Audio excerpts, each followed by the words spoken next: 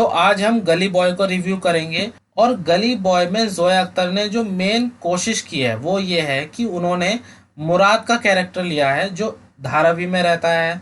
Middle class, lower middle class का लड़का है, बहुत ही गरीब है, एजुकेशन उसकी चल रही है और बहुत ही कंजर्वेटिव माहौल में रहता है।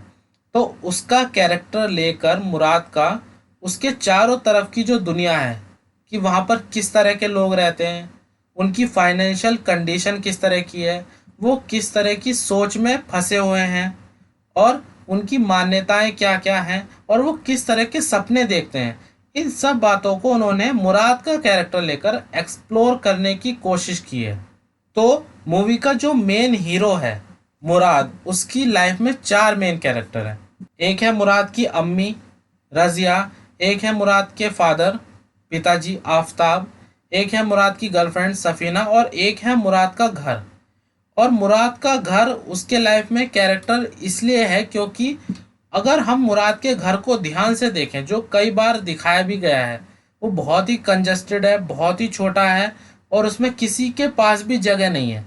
तो उसके घर को देखकर ही हम बता सकते हैं कि मुराद को अपने इस घर से भागने की जल्दी क्यों है, वो क्यों जल्दी से जल्दी रैपर बनना चाहता है। और उसका घर इतना छोटा है कि जब उसका बाप नई शादी करके आता है तो उसकी जो मदर है उनके पास कपड़े रखने तक की भी जगह नहीं बचती है, वो बैग्स में उन्हें रख देती है। गली बॉय में सोसाइटीज के बीच में एक डिफरेंस दिखाया है। एक सोसाइटी गरीब है जिसमें कि मुराद है, सफीना है और एमसी शेर है, और एक सोसाइटी अमीर है जिसमें स्काई है।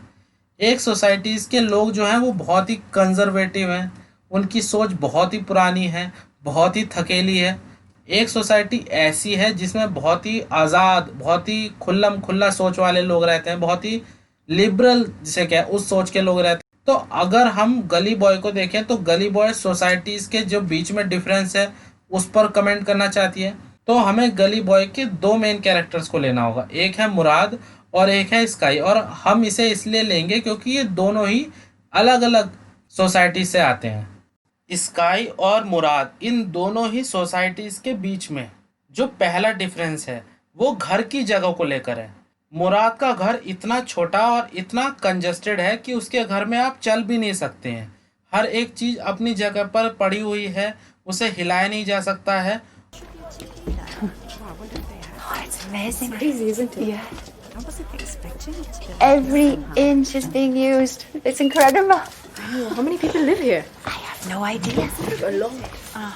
Could you live like this? So small.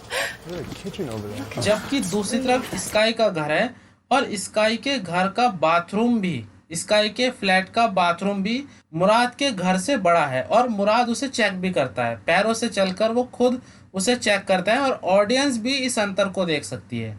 दोनों सोसाइटीज़ के बीच में जो दूसरा डिफरेंस है वो ये है कि मुराद के घर में इतनी कम जगह है कि किसी के पास भी अपना स्पेस नहीं है।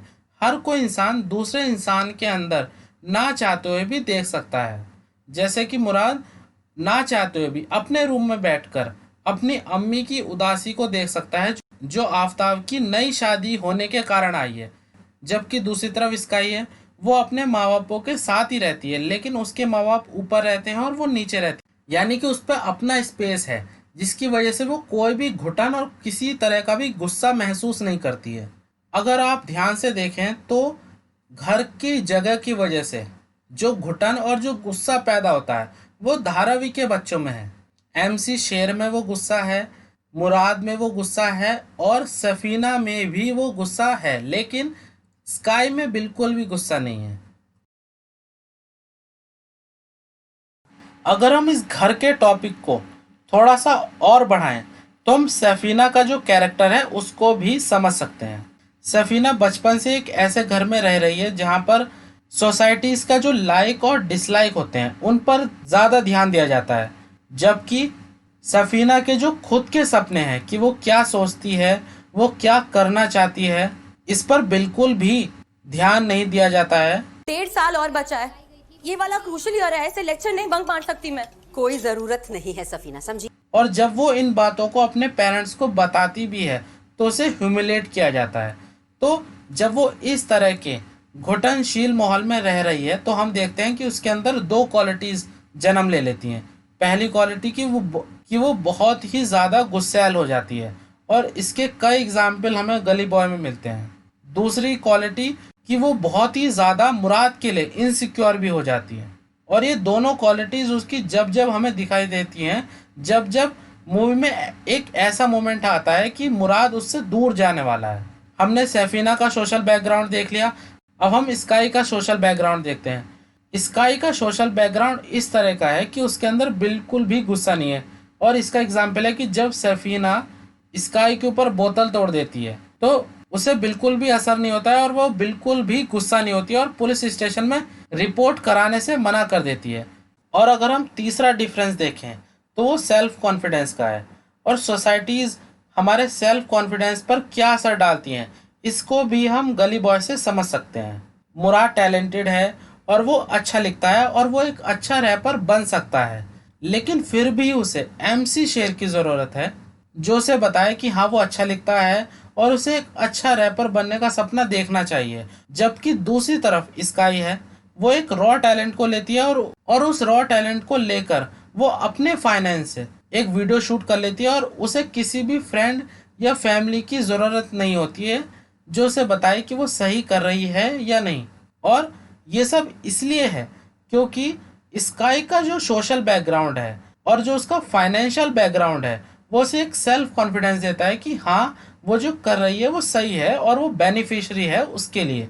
लेकिन जो मुराद का सोशल बैकग्राउंड है और जो उसका फाइनेंशियल बैकग्राउंड भी है, वो उसे टैलेंट तो दे सकता है, उसके अंदर वो टैलेंट उस सोशल बैकग्राउंड के वजह से ही आया है, लेकिन वो उसे वो सेल्फ कॉन्फिडेंस नहीं दे सकता कि जो उसे बताए कि हाँ वो सही दिशा में जा रहा है।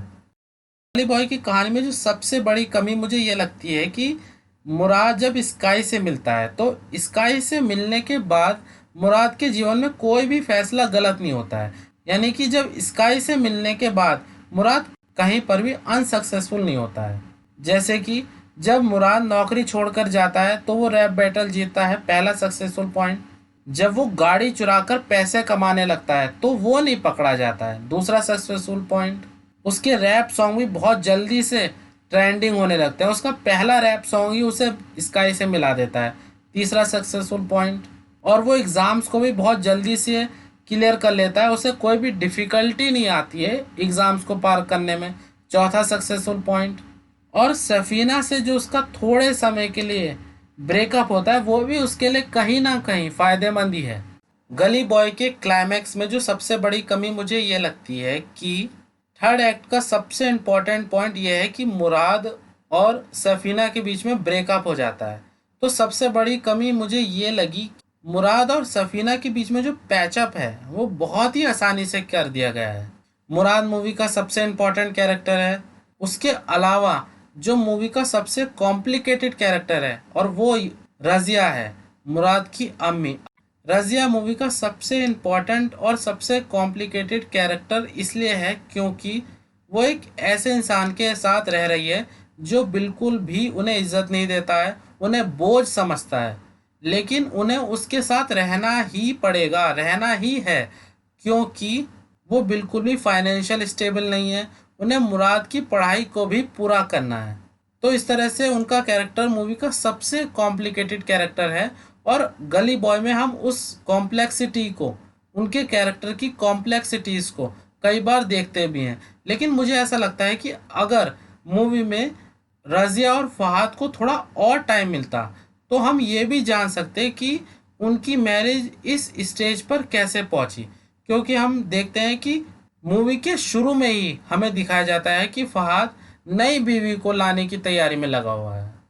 गली बॉय की जो सबसे खास बात यह है कि गली बॉय बहुत ही ज़्यादा सामाजिक मुद्दों को हमारे सामने उठाना चाहती है, और इन मुद्दों को उठाने के लिए मूवी में एक छोटा सा ही सही सीन ज़रूर डाला गया है। जैसे कि फॉर एग्ज़ाम्पल मुराद स्काई के घर में बाथरूम से आते वक्त टॉवल को बहुत ही ध्यान से रखता है, और वो शायद इसलिए ये करता है, और ऑडियंस भी इस बात को समझ सकती है कि अगर वो ऐसा नहीं करेगा तो कोई भी उसके सोशल बैकग्राउंड को पूछकर उसकी मजाक उड़ा देगा। और शायद वो पहली बार ऐसे घर में गया है जहाँ पर हाथ धोने के लिए टॉवल है। गली बॉय के जो रैप सॉन्ग्स हैं उनमें गरीबी और कई तरह से जो हमारा देश है उसके अंदर जो स्ट्रक्चर है, जो पॉलिटिकल स्ट्रक्चर है, उस पर भी बहुत ही इनडायरेक्ट तरीके से कमेंट करने की कोशिश की गई है। तीसरा उदाहरण जो हम देख सकते हैं, जो बहुत ही इम्पोर्टेंट उदाहरण है कि सफीना जिस घर से आती है वहाँ पर क्या इम्पोर्टेंट है। सफीना एक डॉक्टर है, लेकिन जब उसे लड़के वाले देखना आते हैं तो वो उससे ये नहीं पूछते हैं कि वो कितनी पढ़ी लिखी है, उसकी क्वालिफिकेशन क्या है, लेकिन वो उससे ये पूछते हैं कि वो खाना बना सकती है या नहीं। तो उससे हमें अभी भी ये पता चल सकता है कि हमारी सोसाइटी का कौन सा हिस्सा किस तरह का है और हमारी सोसाइटीज़ में इस चीज़ को ज़्यादा इम्पोर्टेंस दी जाती है।